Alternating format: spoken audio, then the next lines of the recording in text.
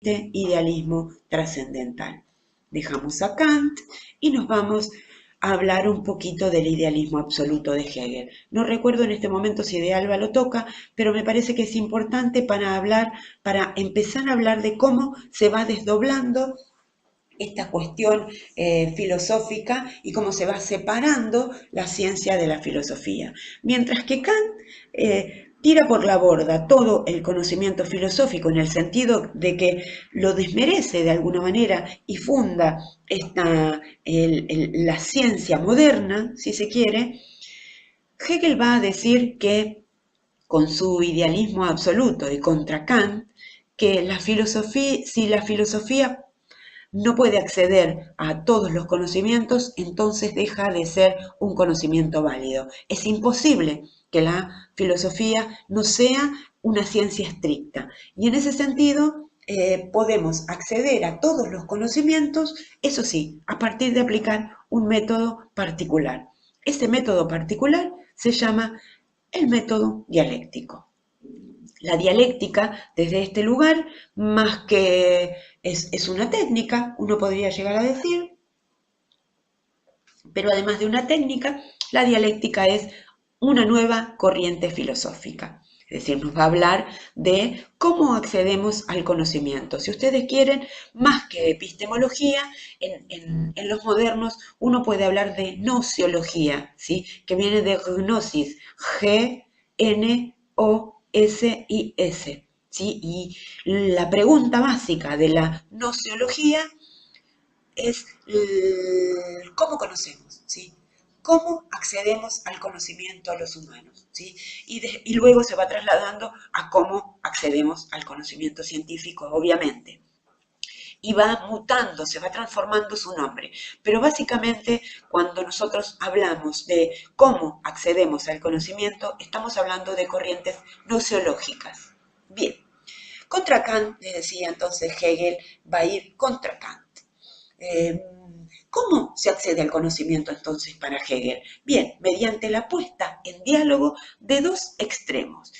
Es un poco dialéctico como era Kant, pero es un poco más absoluto, ¿sí? O absolutista su pensamiento. No es trascendental, sino absoluto, ¿sí? No es un idealismo trascendental como en Kant, sino que va mucho más allá. Con lo cual entonces tenemos esta técnica o esta corriente filosófica que llamamos dialéctica, que lo que hace es comparar u oponer dos extremos. ¿Cuál es la denominación que le da a esos dos extremos opuestos, por llamarlo de alguna manera? Por un lado tenemos la afirmación, ¿sí? O la tesis. ¿Qué implica esto? Implica que hay algo que puede ser de esta manera, supónganse que es que ahora en este momento está lloviendo, entonces yo digo, mi afirmación, la tesis es que ahora llueve. Esa sería algo así en el pensamiento mucho más espiritual o sociológico de Hegel. Esa tesis, esa afirmación, estaría representando a la conciencia subjetiva, a mi conciencia, al yo, a lo individual. Esa tesis, entonces, esa afirmación, si lo ponen en comparación con lo que veníamos viendo con Kant, esa tesis podría ser la corriente racionalista, y en el caso de Hegel, esa tesis es la conciencia subjetiva, la conciencia más individual, ¿sí? ¿Cuál sería el opuesto de esa afirmación? La conciencia objetiva. En el caso de Kant, ese opuesto vendría siendo el empirismo. En el caso de Hegel, recuerden que va mucho más allá, aplica un método dialéctico que toma a la tesis como afirmación y a la antítesis como la negación. Tenemos los dos opuestos, la tesis y la antítesis.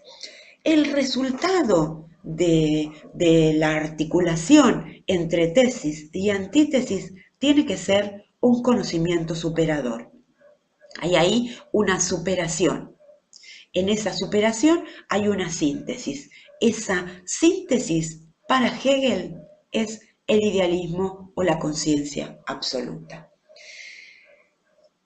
Repasando un poco, conciencia subjetiva, cuando los filósofos antiguos hablan de espíritu, de alma, de mente, de conciencia, están pensando en la ciencia social. Nosotros le llamamos ahora ciencia social a la ciencia del espíritu, a la ciencia más espiritual, ¿sí? Entonces, cuando ustedes lean algo con espíritu, van a estar refiriéndose a la ciencia social. Bien, decíamos entonces que hay un trabajo dialéctico en Hegel, así como lo hay en Kant. Los opuestos, conciencia subjetiva y conciencia objetiva, van a sintetizarse en un conocimiento superador que va a ser la conciencia absoluta. Fíjense cómo va modificando el campo de Kant, ¿no?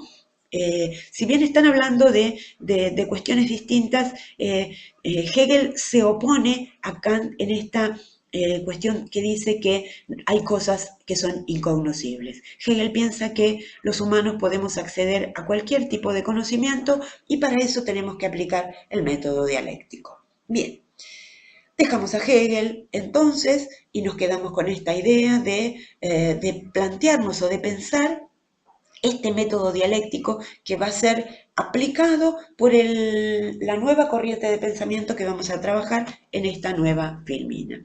Esta corriente de pensamiento es la dialéctica de Marx, de Carlos Marx, ¿sí? del